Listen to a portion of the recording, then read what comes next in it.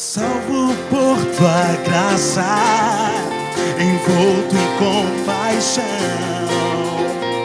tua fidelidade, amor, nunca mudarão. Meus olhos veem tua glória, e agora eu sou teu.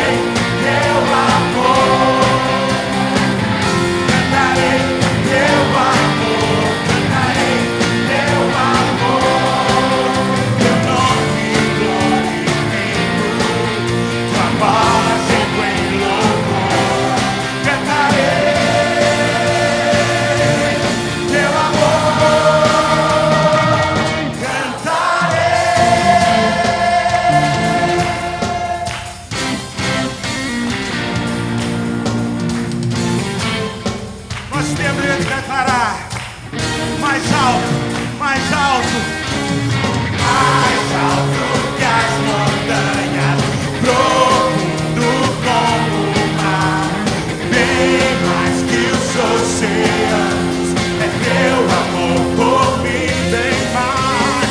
Mais alto que as montanhas, profundo como o mar, bem mais que os oceanos, é teu amor por mim. Mais alto que as montanhas, profundo como o mar, bem mais que os oceanos, é teu amor por mim. Bem mais, muito mais que o mar, é teu amor por mim. Declare.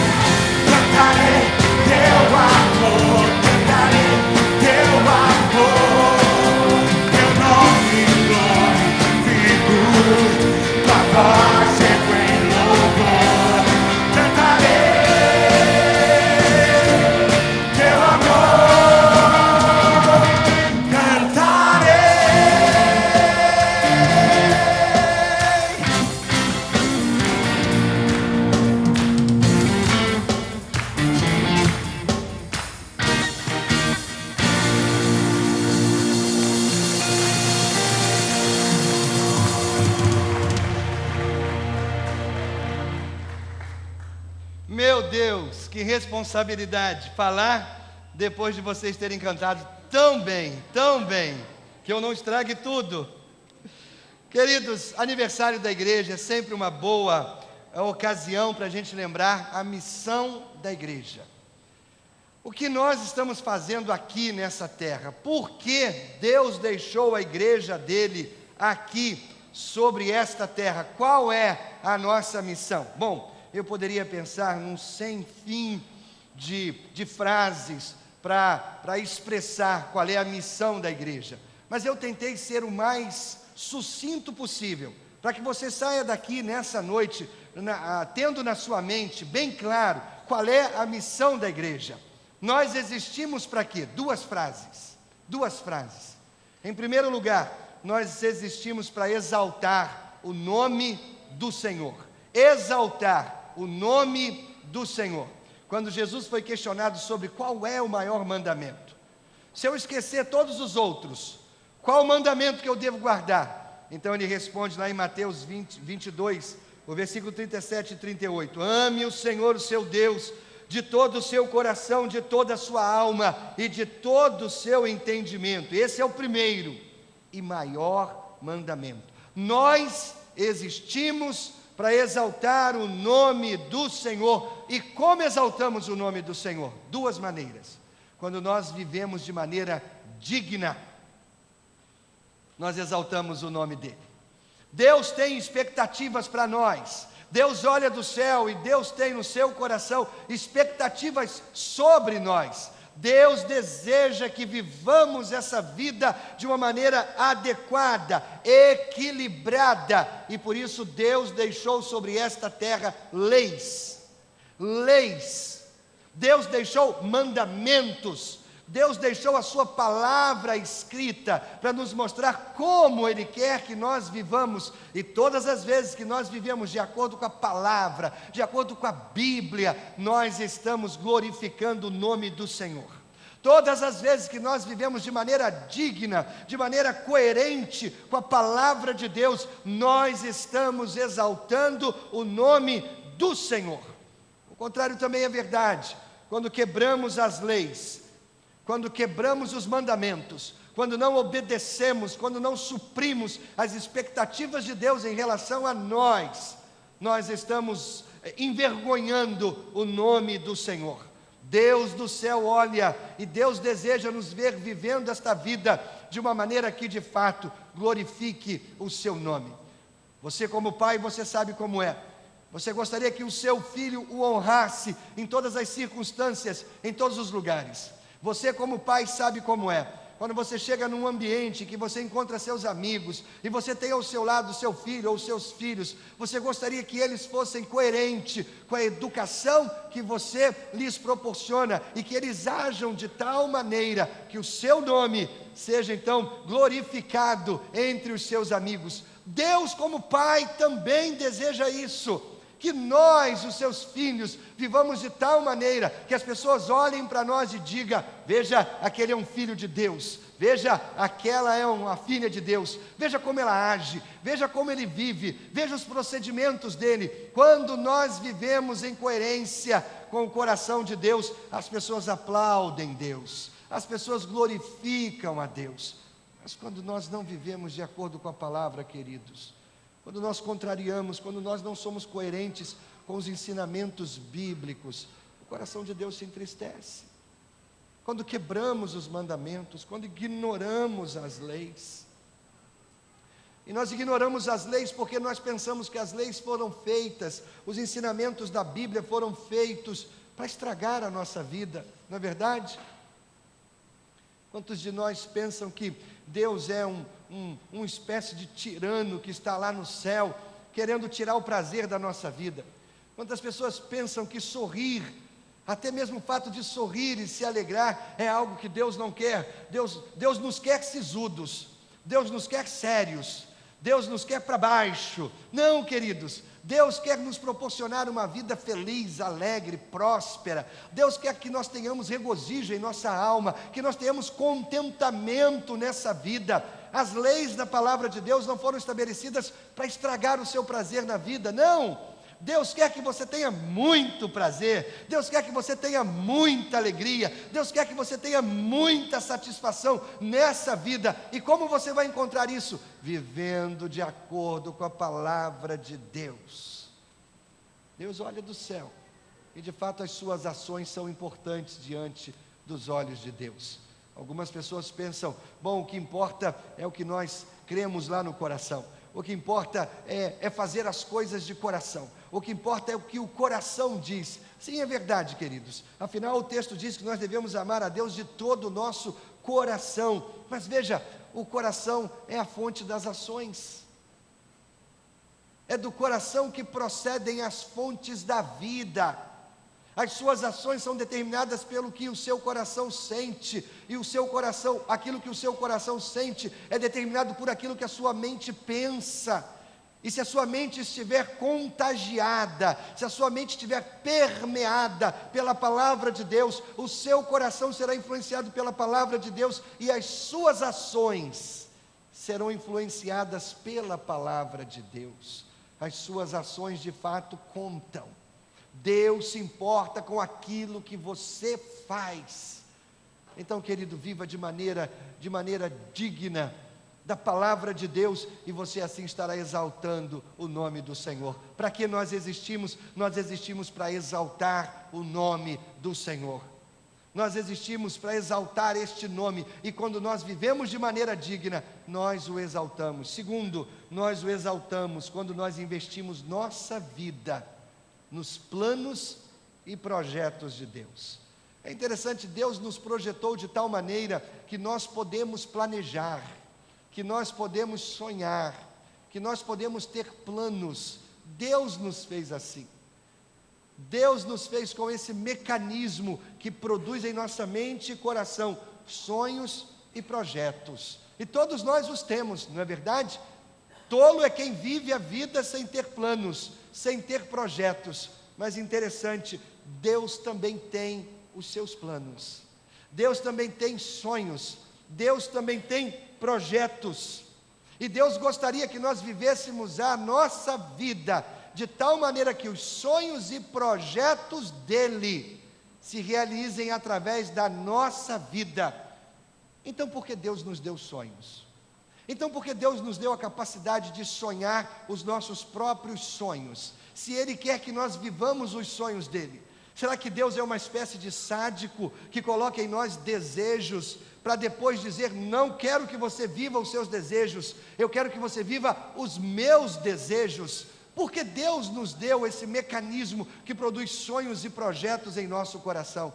Porque, querido, quando voluntariamente nós abrimos mão dos nossos sonhos, quando voluntariamente abrimos mão dos nossos projetos, Deus é mais glorificado em nossa vida. Eu não sonho os sonhos de Deus, eu não vivo os projetos de Deus, porque eu não tenho os meus próprios sonhos, porque eu não tenho os meus próprios projetos. Eu os tenho, mas quando eu os coloco de lado, quando eu abro mão dos meus sonhos e digo, Deus, são os seus sonhos que importam, são os seus projetos que eu quero para a minha vida, Deus é mais glorificado na minha vida, quando eu abro mão dos meus sonhos em prol dos sonhos de Deus. Como você pode viver uma vida equilibrada? É o sonho de toda a gente. Toda a gente deseja viver uma vida equilibrada. Então aí vai uma dica: sonhe os sonhos de Deus. Quando você sonha os sonhos de Deus, você vive uma vida em equilíbrio, porque os sonhos de Deus são maiores do que os seus sonhos, porque os projetos de Deus são mais importantes, porque aquilo que está no coração de Deus é o que de fato importa para a nossa existência. Vida equilibrada é vida que sonha os sonhos de Deus. O contrário também é verdade. Vida desperdiçada é vida que vive construindo o seu próprio reino, o seu próprio império. Quando uma pessoa emprega as suas experiências, a sua força física, a sua sabedoria, a sua inteligência, quando uma pessoa emprega a sua agenda, o seu tempo, o seu esforço para construir o seu próprio império, o seu próprio reino, isso é vida desperdiçada.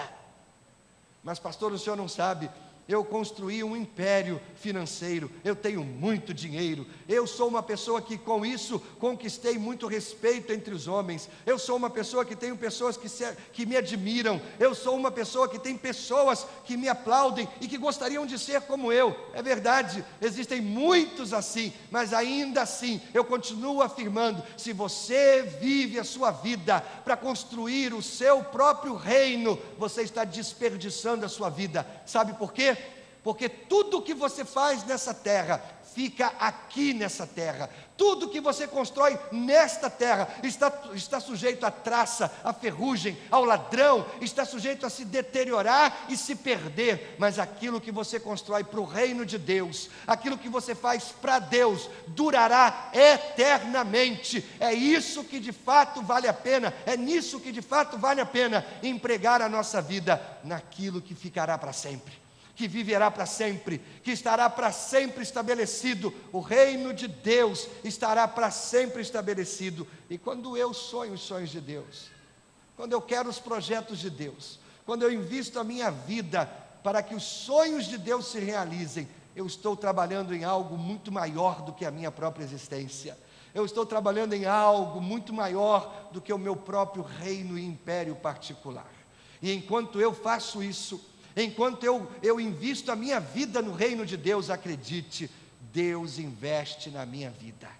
Deus não vai deixar faltar nada daquilo que eu preciso, daquilo que a minha família precisa. Deus cuida de mim, enquanto eu cuido das coisas de Deus. Querido, invista a sua vida no reino de Deus. Permita que os sonhos de Deus sejam os teus sonhos, e assim você viverá uma vida equilibrada, abençoada, feliz, com satisfação e contentamento. Eu lembro de duas histórias bíblicas, dois rapazes, no início da sua vida, dois jovens. Um é chamado de o filho pródigo. Ele sai de casa, ele leva parte da sua herança, da herança que o seu pai lhe concede, e o que ele faz da vida? Ele vai viver a vida loucamente. Ele vai investir nos seus sonhos, ele vai investir nos seus projetos. Ele gasta sua energia, seu tempo, e ele gasta todo o seu dinheiro nos seus projetos. E sabe onde ele vai parar finalmente, quando o dinheiro acaba? Num curral de porcos. Num curral de porcos. E lá no curral de porcos ele cai em si e pensa: os empregados do meu pai têm onde dormir, têm onde comer, têm o que vestir, e eu estou aqui nessa miséria. Vou voltar para casa, mas vou dizer para o meu pai que eu não sou digno de ser chamado de seu filho. Pai, me dá um emprego. É o que eu vou falar com meu pai: me dá um emprego.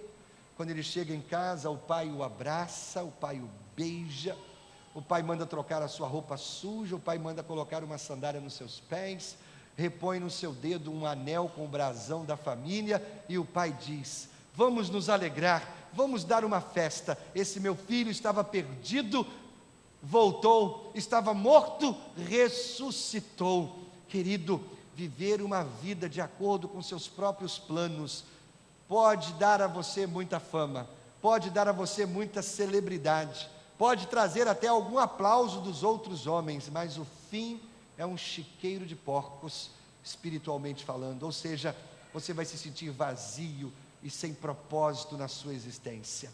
Quando o filho volta para casa, ele encontra um pai amoroso, disposto a cuidar dele, um pai que o ama e tem planos lindos para a vida dele. A segunda história que eu lembro, que ilustra isso que eu estou falando, é a história de um rapaz rico. A Bíblia não diz o nome dele, ele é apenas conhecido como jovem rico, jovem na flor da sua idade, já rico. Eu imagino esse jovem vivendo nas altas rodas da sociedade, em festas, com roupas bonitas, com companhia bonita, gente inteligente ao seu redor, mas esse jovem tem um buraco na alma, e ele vai até a presença de Jesus, e ele questiona Jesus: o que eu faço para herdar a vida eterna? Jesus diz: olha, cumpre os mandamentos da palavra, e você terá a vida. Ele diz: Senhor, todas essas coisas eu já fiz, o que me falta ainda? Então Jesus, conhecendo a intimidade, o coração daquele jovem, diz para ele: olha, abre mão da sua fortuna, vende tudo, entrega aos pobres, vem e me segue. E a Bíblia diz que o rapaz, por ter muito dinheiro, não fez o que Jesus disse. E a última coisa que a Bíblia fala sobre este jovem é que ele foi embora triste. O resumo de uma vida sem Jesus, sem os planos e sem os sonhos de Deus, é uma vida triste. Para que nós estamos aqui, igreja? Para exaltar o nome do Senhor. Como nós exaltamos o nome do Senhor, igreja? Duas maneiras: vivendo de maneira digna e investindo a nossa vida nos sonhos de Deus. Desta maneira, você estará exaltando o nome do Senhor. Missão da igreja: exaltar o nome do Senhor. Mas eu prometi para você uma segunda frase. Depois que o coro cantar, preste atenção, nós vamos aprender a segunda frase que resume a missão da igreja. Louvemos o Senhor com o coro da nossa igreja.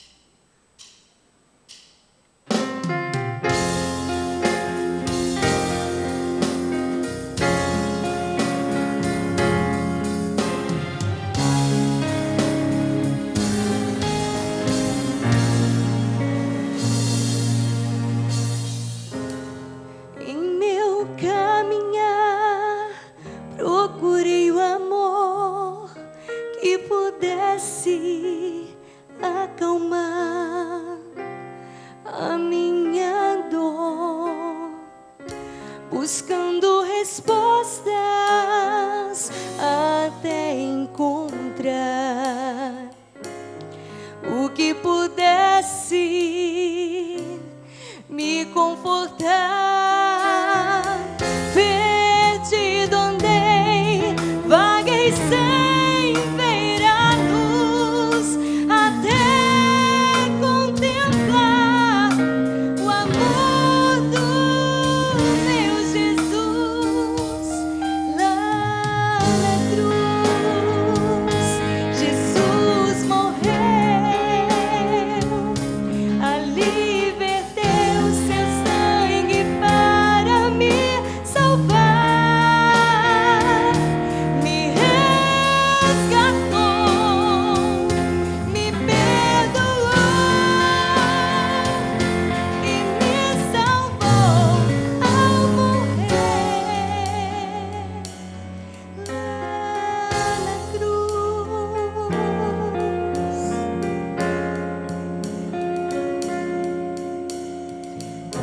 Em meu viver posso enxergar que batalhas, lutas eu vou enfrentar, mas quando os temores vierem me abater, eu creio em meu Cristo pra me socorrer. Hoje eu sei que andando na luz, um novo viver eu tenho em Jesus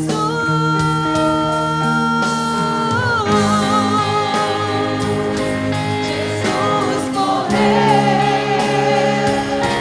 ali verteu seu sangue para me salvar, me resgatou, me perdoou e me salvou ao morrer. Lá na cruz, lá na cruz, Jesus morreu, seu sangue para me salvar, me resgatou, me perdoou e me salvou ao morrer, ao morrer, lá na cruz, Jesus morreu,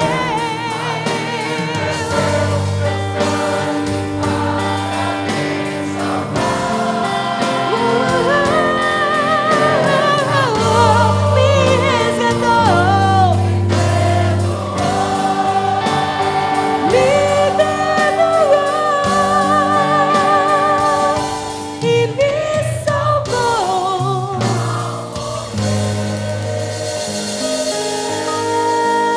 na cruz.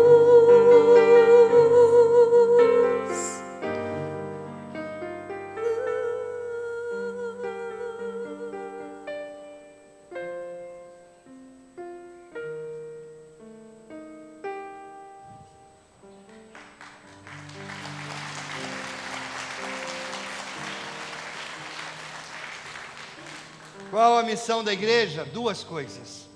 A primeira, exaltar o nome do Senhor. A segunda, proclamar a esperança de vida eterna. Quando nós olhamos para a declaração de missão da vida de Jesus, em João no capítulo 3, os versículos 16 e 17, nós encontramos assim: porque Deus tanto amou o mundo, que deu o seu Filho unigênito, para que todo aquele que nele crer não pereça, mas tenha a vida eterna.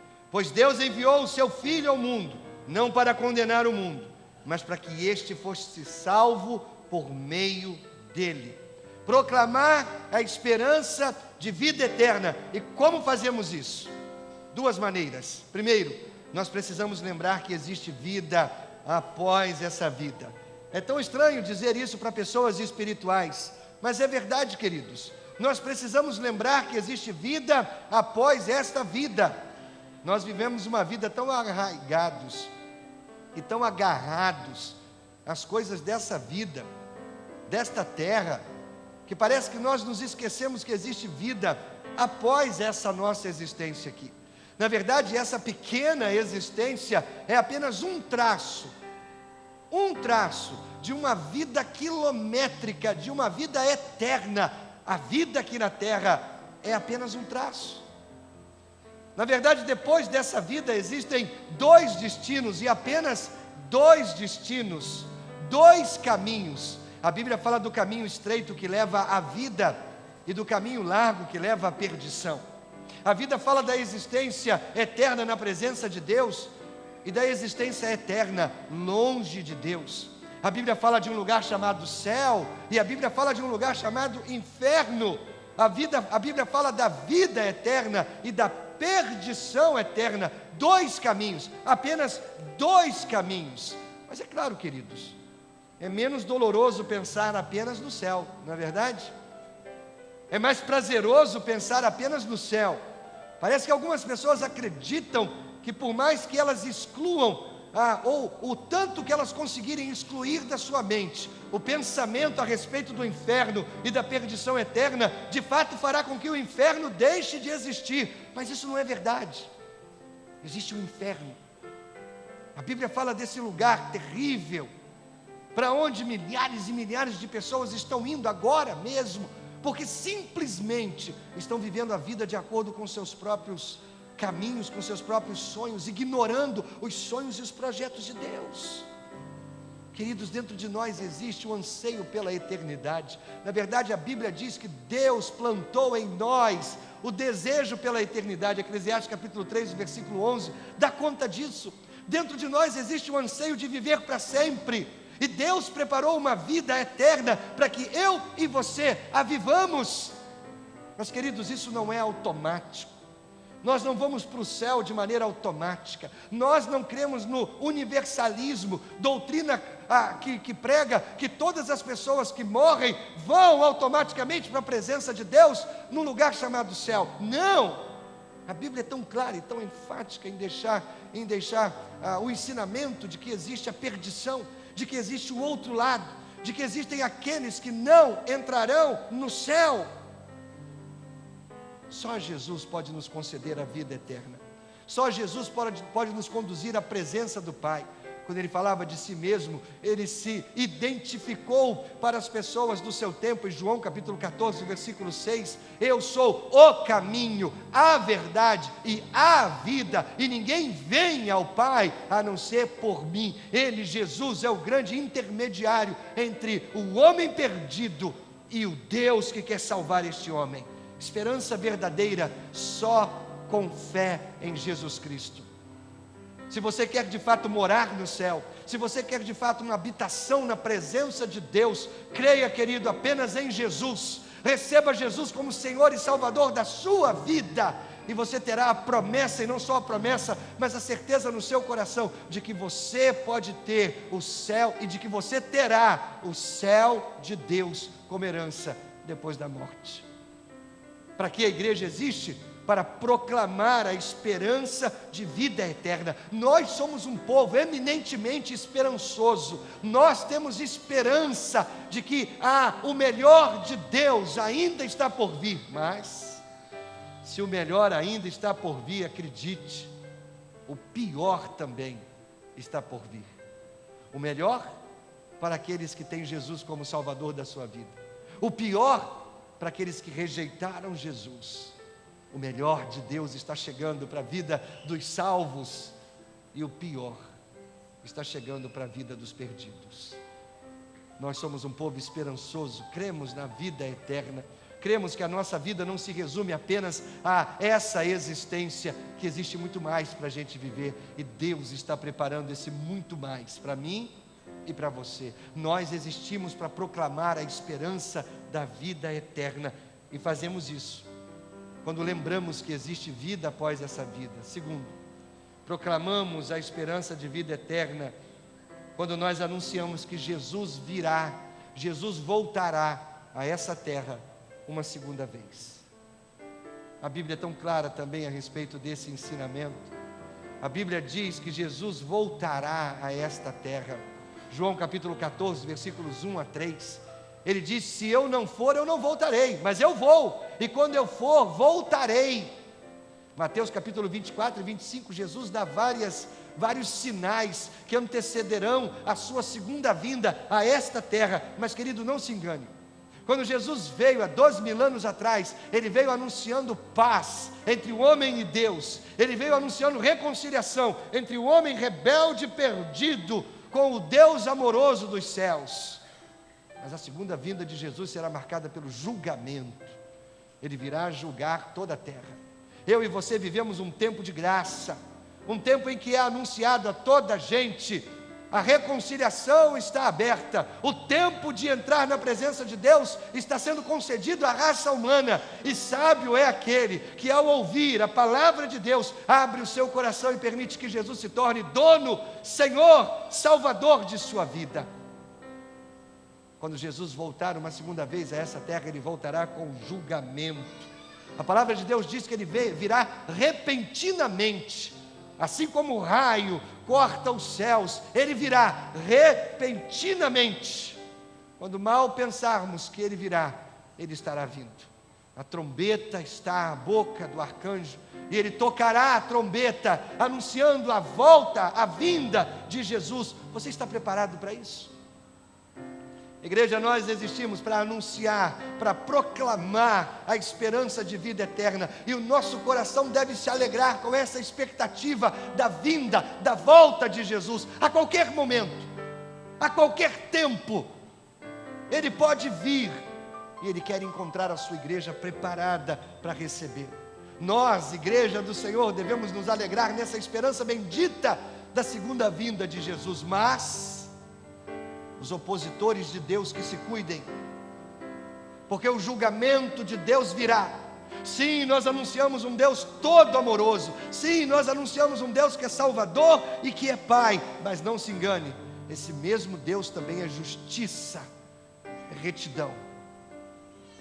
Se por um lado Ele ama, oferece a todos a oportunidade de serem salvos, por outro lado, Ele é um Deus justo, e os opositores dEle terão que prestar contas do que fizeram com suas próprias vidas. Os opositores de Deus devem, de fato, pensar seriamente em encarar o julgamento de Deus sem o advogado Jesus Cristo. O que será de você? Quem são os opositores de Deus? A Bíblia diz que sem Jesus, sem que Jesus seja Senhor e dono da nossa vida, todos nós somos inimigos de Deus.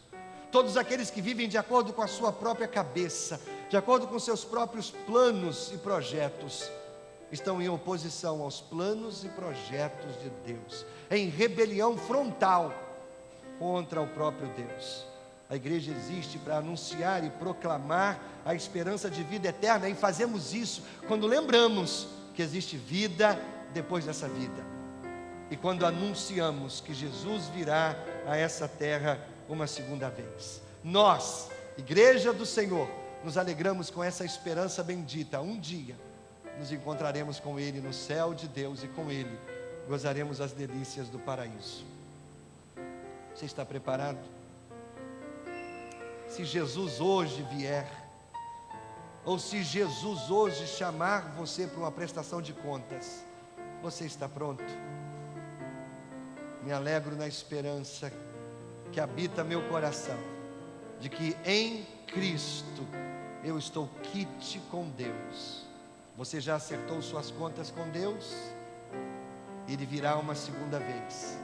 Tomara que Ele encontre você preparado para essa prestação de contas. Louvamos a Deus e exaltamos o nome dEle. A igreja existe para isso: exaltar o nome de Deus e proclamar a esperança de vida eterna. E é dessa maneira que nós seguimos como igreja vitoriosa, proclamando esse Cristo lindo, Salvador, poderoso, maravilhoso, que nos ama e nos promete a vida eterna. Depois do coro nós vamos orar mais uma vez, pedindo que Deus abençoe a nossa vida e abençoe a nossa igreja. Louvemos o Senhor com o coro.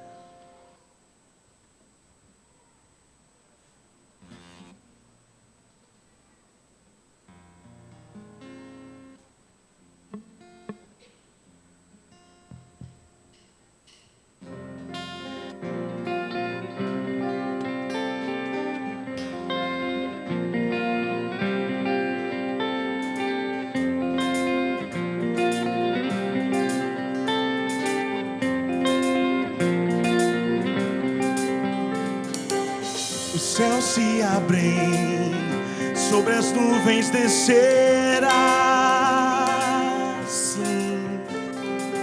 Diante dele, povos hão de se prostrar,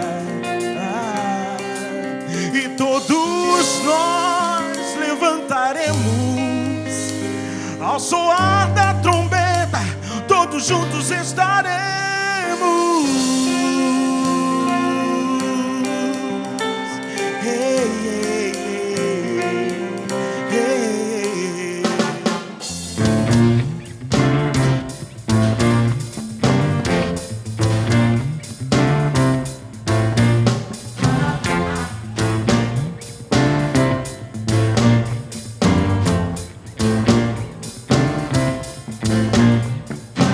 Os céus se abrem, sobre a terra descerá, sim. Diante dele, povos hão de se prostrar, e todos nós levantaremos ao soar da trombeta, todos juntos estaremos. Está voltando, ele vem, sim, para nos buscar e não tarda. Está voltando, ele vem, sim, ele vem, sim, está voltando, ele vem e não tardará não.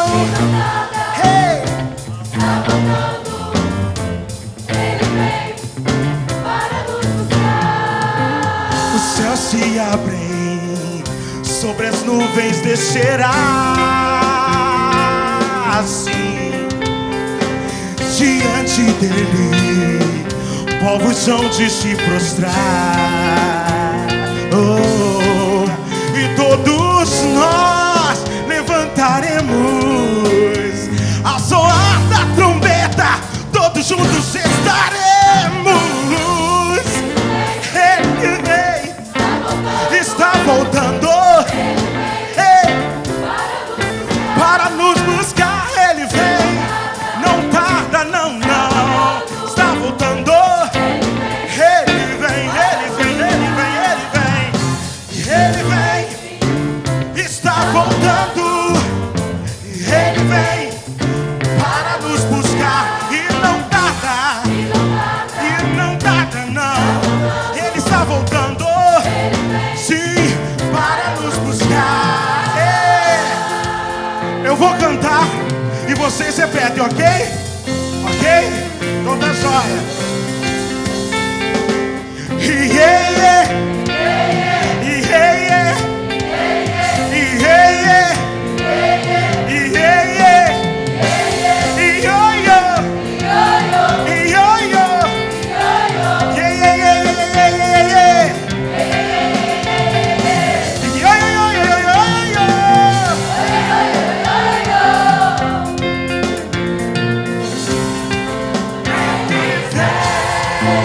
Ele voltará.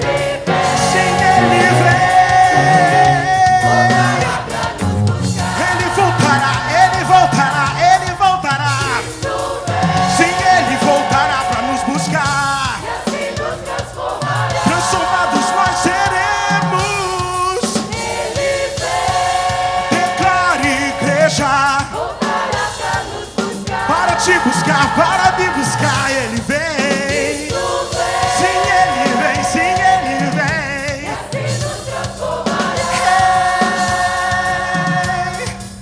E todos nós levantaremos ao soar da trombeta, todos juntos estaremos.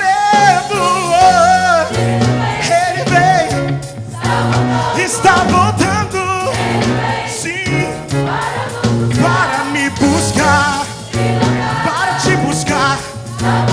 Ele está voltando, sim, ele vem, ele vem, ele vem, ele vem, ele vem, ele vem. Ele vem montado num cavalo branco e nada está voltando. Ele vem para nos buscar. Aleluia, aleluia.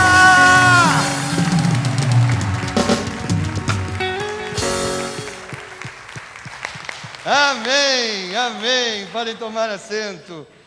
E ele vem com esse entusiasmo todo, irmãos. Amém. Para nos buscar para a presença dele. Que bom celebrar o aniversário da igreja com muito canto, com muita alegria, com muito entusiasmo. Aliás, você sabe o que significa a palavra entusiasmo? Enteos é a palavra original. Em grego, enteos. Não é? Teos, Deus. Deus em nós. Entusiasmado com Deus em si, com Deus no coração, com Deus na vida. Nós somos um povo entusiasmado, amém? Enteos, povo de Deus, amém.